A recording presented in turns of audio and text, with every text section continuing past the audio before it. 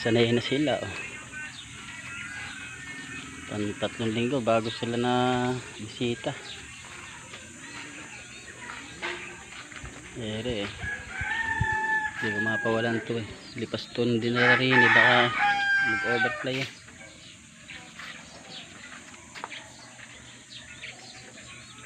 Marunong na. Patubuin na lang ng balahibo. Ang mga pakpak.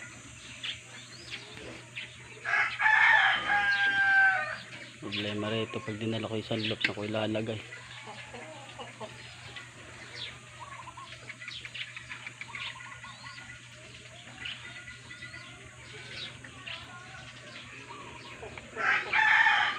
Ito muna sila nakakulong pansamantala.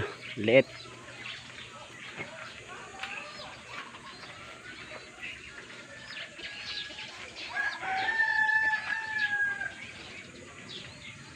Ito lang naman nauna rito.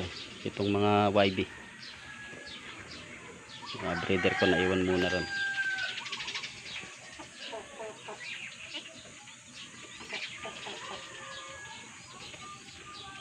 Pag nauwi na ako dito, dadaling ko na sila lahat.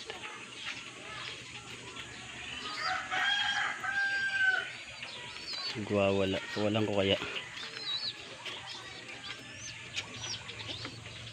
Kaso bakal mag-overfly ang gagi eh.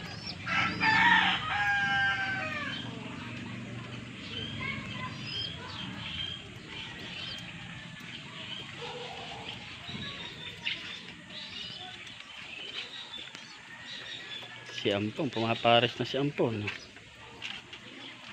Ampong ko lang yan, umuwi lang sa akin yan, lipas pityo, no? Naka CL.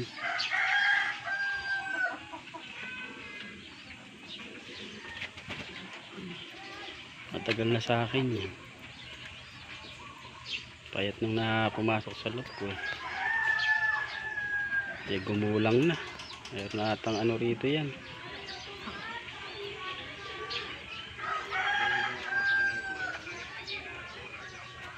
Overplay siguro sa may-ari yan.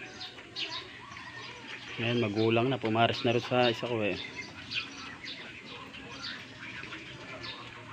Ayan na atang ano te. Mga 5 buwan na. Siguro napadpad sa akin yan mga kulang 2 buwan.